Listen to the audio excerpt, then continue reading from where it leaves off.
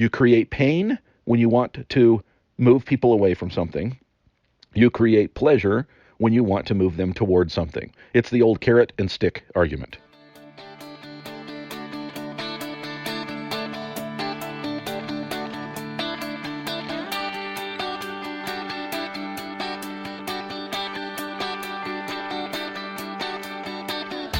Originating from deep inside the Rocky Mountains, transported through the power of the internet, and arriving inside your tiny earbuds. It's the Appraiser Coach Podcast. Minisode. All right, and welcome to another Appraiser Coach Podcast, another minisode for you. First, I want to apologize for the sound quality up front. I am recording this from Las Vegas, Nevada on my iPhone. I did not bring my regular podcasting equipment, didn't think I would have time, and normally I would not have, but my plane has been delayed, and so I found a quiet spot, and I wanted to share with you an experience that I had this week during the Valuation Expo. Great to get back to the Valuation Expo. I've been gone for 3 years. And obviously 2 of that was COVID. The year before that, I decided I was not going to any conferences that year. I ended up showing up at the summit, I think, for 1 day. But that was because I was in the city. It was in town anyway. Hopped over for a little bit and said hi to a few friends. But it was nice to get back. It was really good to catch up with some old friends, to visit some of the booths, to do some of the continuing education. I have to tell you, I waited until the very last, the 11th hour, if you will, on my continuing education this year. My education, or my license rather, expires on Wednesday.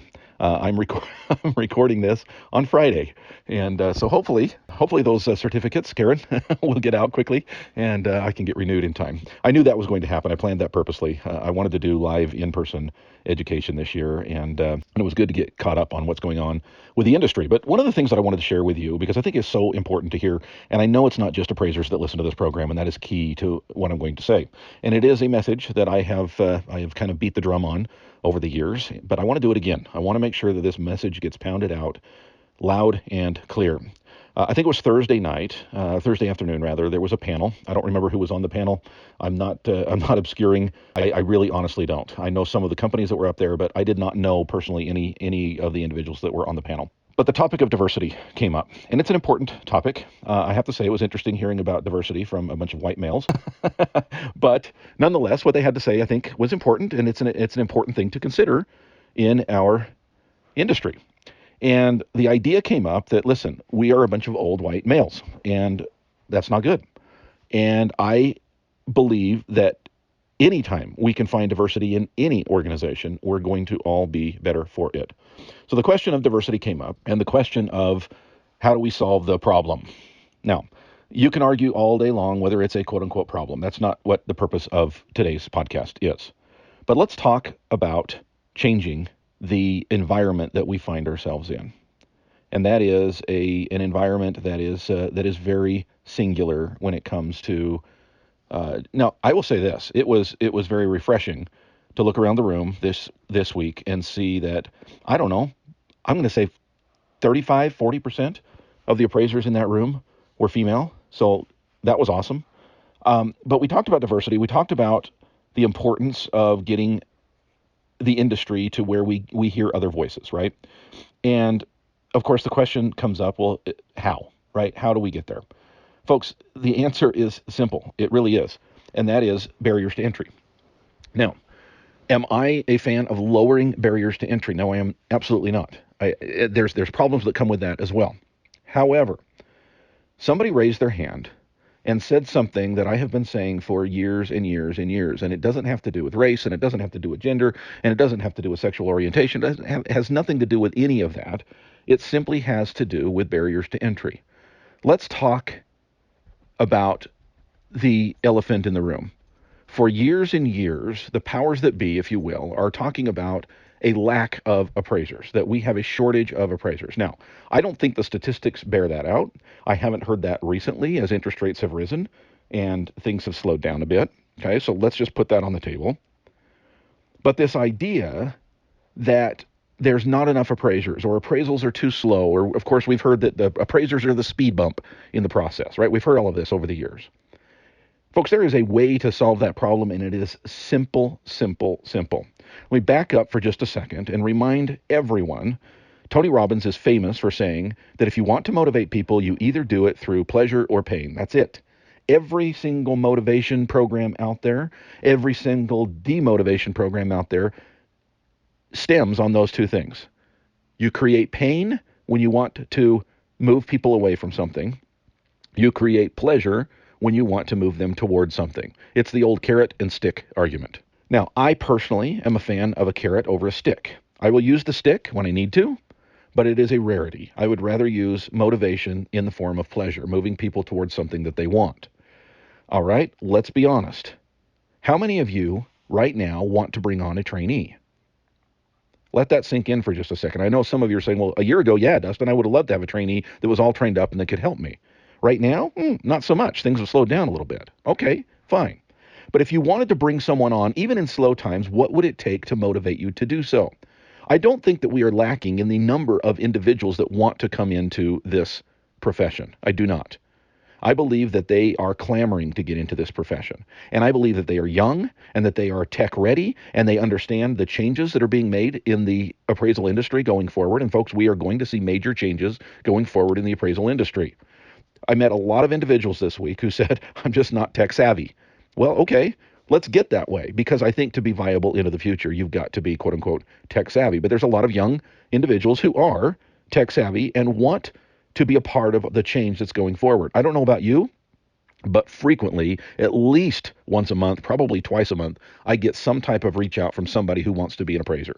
Hey, my name's Joan. I live in, Pocatello. I've been looking at my future and my career, and I really like appraisal, and I would love for you to train me. I hear it all the time, and I'm sure you do as well. There's not a lack of people that want to come into this industry.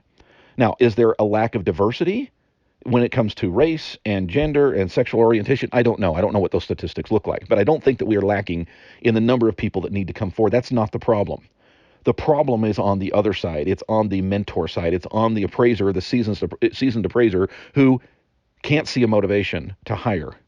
Folks, I don't care how many of you want to stand up and virtue signal and say, well, somebody gave to me 30 years ago and I need to give back. Okay, that's awesome and that's honorable, but I'm sorry, it's not going to happen very often. Most of you are not going to hire because you are altruistic. You're not going to hire just to, quote unquote, give back. That might be a motivation for you, but that is not going to be the sole reason that you're going to hitch someone to your hip for 3 years or 2 years or however long it takes to get them licensed. And most of you will say, well, I don't want to do that anyway, Dustin, because they're just going to become my competition. That is another subject for another day, and this is only a mini-sode. So I'm going to get to the point very quickly. Somebody in that crowd Thursday afternoon raised their hand, and God bless, I came up to him afterwards. I shook his hand. I said, thank you for saying what most of us in the room were thinking. And I'm going to paraphrase, and I don't remember the guy's name. He was a blonde guy, cool guy. He was very vocal throughout most of the CE. He raised his hand. He said, the motivation to hire is not there unless you remove, you meaning the clients, remove this barrier to entry of requiring the mentor to be at the inspection with the trainee. Boom, mic drop. That's it, folks. That's what it takes. I've been saying it for many, many, many years. And thank you for another voice in the crowd who was willing and brave enough to raise his hand and say what most of us were thinking. Why would you go hire someone if it's not financially beneficial for you to do so? You wouldn't. Most of the time. Maybe some of you will. God bless you. Most of us are not going to hire unless it's financially feasible or financially beneficial for us to do so. And the fastest, easiest way to make it financially beneficial for us is to remove the barrier of us having to be in the inspection with the trainee. That's it. And I know what you're yelling and screaming at your AirPods right now. Well, Dustin, and Fannie Mae allows it. Yeah, they do. Freddie Mac allows it. Yeah, they do. Wells Direct allows it. Yeah, they do. UWM allows it. Yeah, they do. Chase Direct. Yeah, they do. Amrock. I could go on. There's many, many big companies that do allow it. Thank you. Thank you. Thank you. My applause to you. And there are many companies out there that don't. I'm going to call out too. FHA. Come on, guys. Get on board. Really? You can't let the trainee who the mentor trusts. I'm not talking about day one. I'm talking about after you train them, after you get them to the point that you trust that they're going to give you the information that is needed, and then allow them to go out there and do the inspection on their own. VA, you're another one. I love you, VA. I do. And the AAPP program is awesome. But guess what? You can't do it all the time. Why not? Remove that barrier to entry. Sometimes it's very, very easy to do that, and the lender won't do it because they don't understand it, because there's no education around it. In our area, I would say about 80% of the time we can use the AAPP program. That's great. I recently backed away from VA. And one of the biggest reasons that I did was because 20% of the time I still had to be out at the property and couldn't send my trainee. Folks, that is an easy fix. And it's not just VA, it's not just FHA, it's some of these other bigger companies. It's the client that is getting in the way, that is demotivating the appraiser from diversifying by hiring. There, I said it. There it is. I'm just going to lay it out there, folks. Anyway, it was great this week to be in Vegas. It was 111, believe it or not, on the Tuesday that I arrived here. And it'll be nice to get home to some cooler temperatures very, very soon. Thank you for joining me for another mini-sode, folks. I really appreciate it. I met a great many of you who came up, shook my hand, gave me a hug, said they've been listening for years, and it does my heart good to meet the other side, the listening side of this great program. I appreciate you being there, appreciate your loyalty, and get out there and create some value, folks. You've been listening to the Appraiser Coach podcast with Dustin Harris. If you like what you hear, please give us a 5-star rating and post a short review on iTunes. For more in-depth insider information on how you can make more money as a real estate appraiser, visit theappraisercoach.com and sign up for the All-Star team today. Thanks for joining us. And now, get out there and create some value.